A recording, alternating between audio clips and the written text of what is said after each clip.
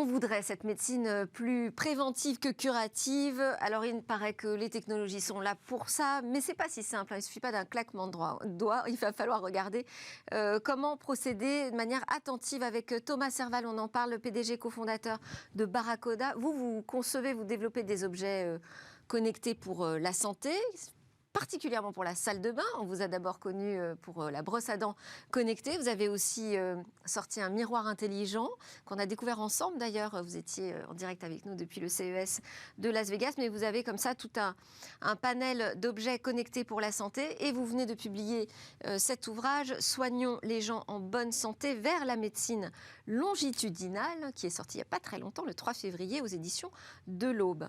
Vous allez discuter de ce sujet avec Olivier Barretz, directeur exécutif de Mencare. Bonjour Olivier, vous êtes connecté avec nous à distance, éditeur de logiciels de santé. Vous accompagnez dans leur transformation numérique les hôpitaux.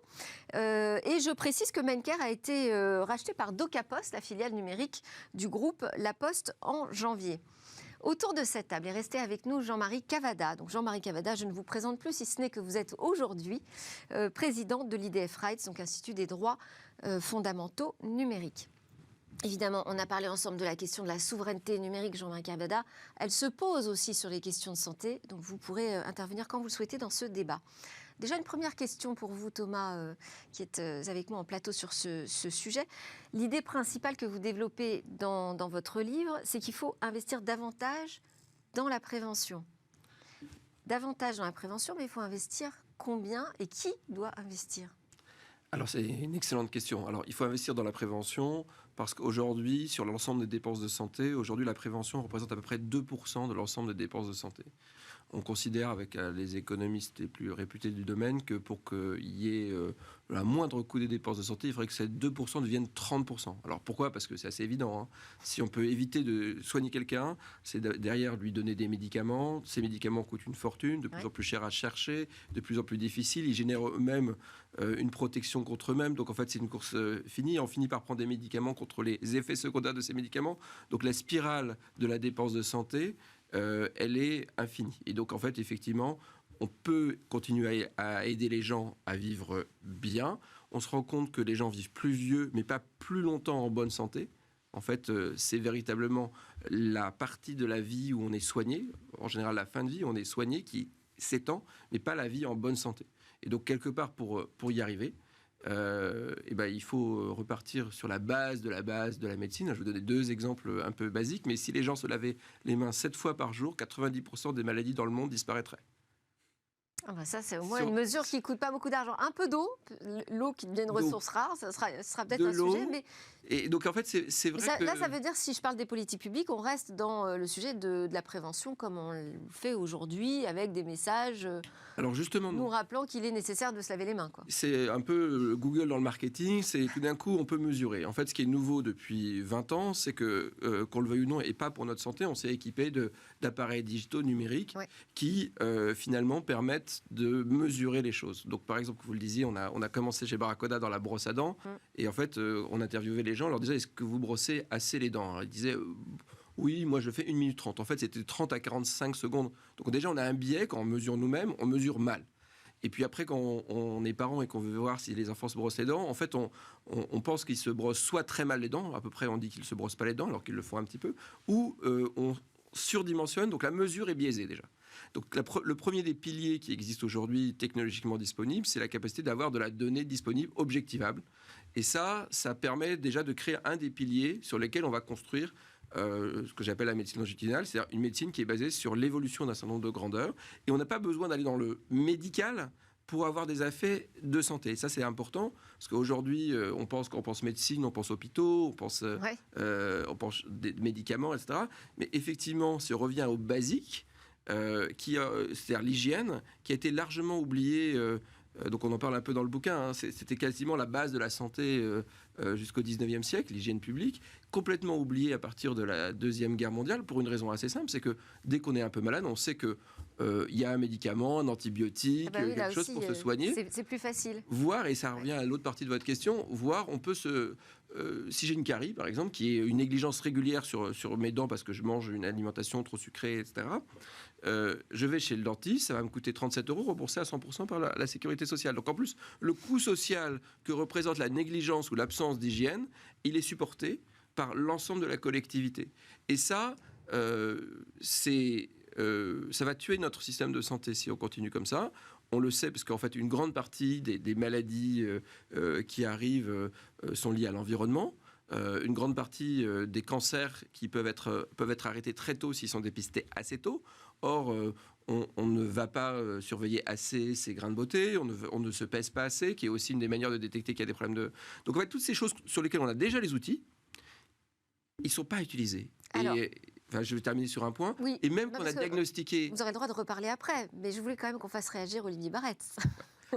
Juste pour terminer sur ce point, même qu'on a diagnostiqué qu'on a un problème, on a des médicaments qui nous soignent, et une grosse partie des maladies cardiaques, par exemple, sur lesquelles il y a des médicaments très efficaces, proviennent ou reviennent parce qu'on ne prend pas ces médicaments. Donc la nécessité de la mesure, d'utiliser les données qui sont disponibles aujourd'hui grâce à ces objets. Olivier Barrette, quelles sont selon vous les autres conditions nécessaires pour déployer cette médecine préventive ? Alors, il y a un premier point sur lequel je voulais revenir. Tout à l'heure, on a parlé de curatif et de préventif. Je pense qu'il ne faut surtout pas opposer les deux, c'est-à-dire que le curatif va toujours exister de toute façon dans notre système de santé.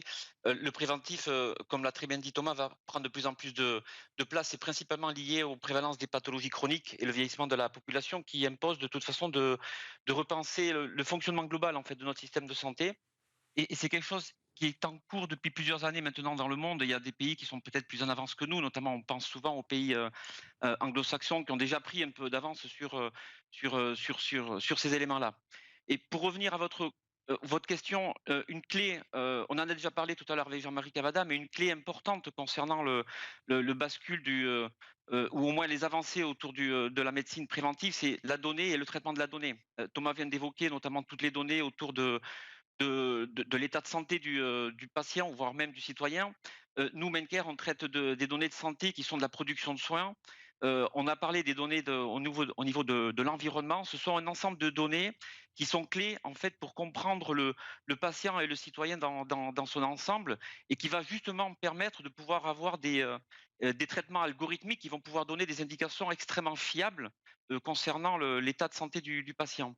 Un point important aussi sur la donnée, qui est clé aussi pour l'adoption de la médecine préventive, c'est la qualité de la donnée. Et ça, c'est un élément qui va être très, très important, notamment pour pouvoir travailler sur la fiabilité des indications qui pourront être données, et en particulier aux médecins quant aux orientations à proposer sur les traitements ou l'environnement apporté autour du patient. Mais Olivier Barrette, vous travaillez justement avec les hôpitaux, donc qui possèdent énormément de données. On sait qu'on a aussi une mine d'or de données avec le Health Data Hub aujourd'hui qui concentre l'ensemble des informations de données de santé des Français. Pour autant, est-ce que les professionnels de la santé sont prêts à les utiliser ? Alors aujourd'hui, nous, les systèmes qu'on traite dans les hôpitaux, ils sont essentiellement, voire même exclusivement liés au traitement de la donnée dans un épisode de soins. Et en fait, la transformation, elle est à ce niveau-là. C'est-à-dire que déjà, la structuration de la donnée, elle n'avait pas pour vocation à pouvoir avoir des traitements complémentaires, type justement les analyses de données dans des modèles de prévention, voire même de la recherche. Et donc, c'est là où intervient effectivement des éléments de transformation déjà dans nos systèmes d'information. Le Health Data Hub est effectivement un exemple. Il y a le consortium Agoria aussi qui a été créé pour pouvoir traiter de ce genre de données. Mais effectivement, l'environnement hospitalier aujourd'hui doit se transformer pour pouvoir travailler sur déjà les modalités de recueil de la donnée d'une part, au-delà de la production de soins, mais aussi pour préparer la structuration de la donnée pour pouvoir travailler sur ces modèles de prévention. Alors nous, on les accompagne justement en travaillant sur des systèmes d'information qui vont pouvoir évoluer vers ces modèles-là, mais elle est lente aujourd'hui, et notamment parce qu'il y a des notions d'éthique et de souveraineté qui ont été évoquées précédemment, qui sont cruciaux pour pouvoir basculer sur ce modèle-là.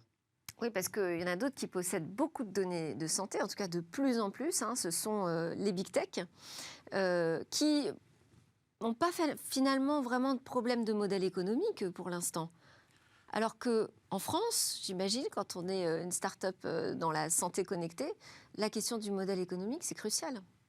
Alors, c'est clair qu'aujourd'hui, le modèle économique de la prévention souffre un peu comme le Minitel avait souffert de l'Internet ou a fait souffrir l'Internet. C'est qu'en fait, notre système fonctionne trop bien pour justifier que la révolution qui est nécessaire à notre souveraineté en matière de données de santé se mette en place. Donc, on est dans une sorte de paradoxe d'être trop bon dans ce qu'on fait pour pouvoir tout remettre en cause. Et ça, c'est un paradoxe qui est mortel, puisqu'on l'a vu comment le Minitel a ralenti le débarrage de l'Internet en France.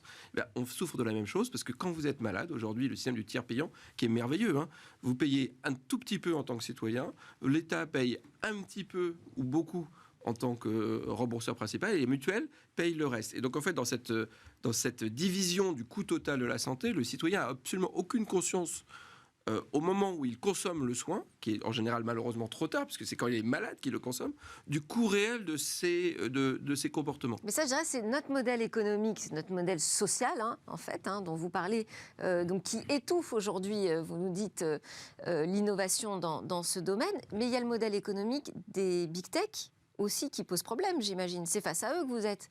Parce que qui vend des montres connectées qui mesurent nos données de santé aujourd'hui? Principalement Apple. Alors, le paradoxe, c'est qu'il y a plein de fois où je pourrais vous dire que les big tech posent problème. En fait, dans le domaine de la santé en Europe, c'est nous le problème. Il y a des domaines où il y a des endroits où on a des problèmes, et on peut dire que c'est de la faute des big tech, etc. C'est un peu facile. Mais aujourd'hui, c'est l'absence de débouchés et de grands programmes qui vont permettre de faire le lien entre, d'un côté, les données d'usage, c'est-à-dire comment je me comporte, et les données de santé qui sont bunkerisées pour de bonnes raisons dans un univers où soit on est dans le bien-être, soit on est dans la santé. Si jamais on rentre dans la santé, on rentre dans une régulation qui est extrêmement lourde et qui ralentit l'innovation, parce que quelque part on doit offrir des garanties importantes aux personnes. Et je ne remets pas en cause le besoin de garantie de confiance. Vous accédez par exemple au S-Data Hub, aux données qui sont aujourd'hui centralisées? Non. Mais en fait, nous, ce qu'on a besoin, c'est surtout de faire un lien entre les données de santé, c'est ce qui se passe quand on ne va pas bien, et les données d'usage, ce qui se passe quand on va bien. Ouais. Et c'est ça qui va faire avancer la science. Ouais. Et cette transversalité nécessite de repenser les modèles. Et dans un modèle qui est déjà exsangue, qui souffre au quotidien, et je parle j'ai discuté de mon livre avec justement des médecins qui me disaient « Ce que tu dis, c'est génial, mais nous, au quotidien, nous les médecins, on n'a juste pas le temps. » Et en fait, dans un modèle qui souffre déjà d'une grande précarité, la transformation nécessaire nécessite un investissement majeur. Dans le livre, on propose d'ailleurs de faire en sorte que la prévention devienne une compétence européenne. Personne ne porte ce sujet en Europe. On s'est rendu compte que la santé n'était même pas une compétence européenne pendant le Covid. Donc quelque part, c'est un sursaut d'un continent cohérent au niveau des valeurs qui est nécessaire. Une réaction là-dessus, sur ce... Très rapide, je trouve que c'est totalement fondamental ce qui est en train d'émerger avec la difficulté que M. Serval explique, parce que malgré les aspects très prometteurs d'une entreprise comme DocaPost, dont votre invité faisait mention tout à l'heure, qui fait déjà en quelques années 800 millions de chiffres d'affaires, ce qui n'est pas rien, et puis qui vient d'ailleurs d'agglomérer des cerveaux de très très très bonne qualité, ne serait-ce que Lafarge Poupard, qui était l'ancien patron de l'ANSSI, c'est-à-dire l'autorité nationale de services de sécurité de l'informatique. Mais ce que vous dites, M. Serval, me semble d'actualité, même si on ne le constate pas. Pourquoi? Parce que je pense que dans le domaine de la santé, on est presque au bout maintenant de l'ancien système. Et on voit les ruptures que ça cause.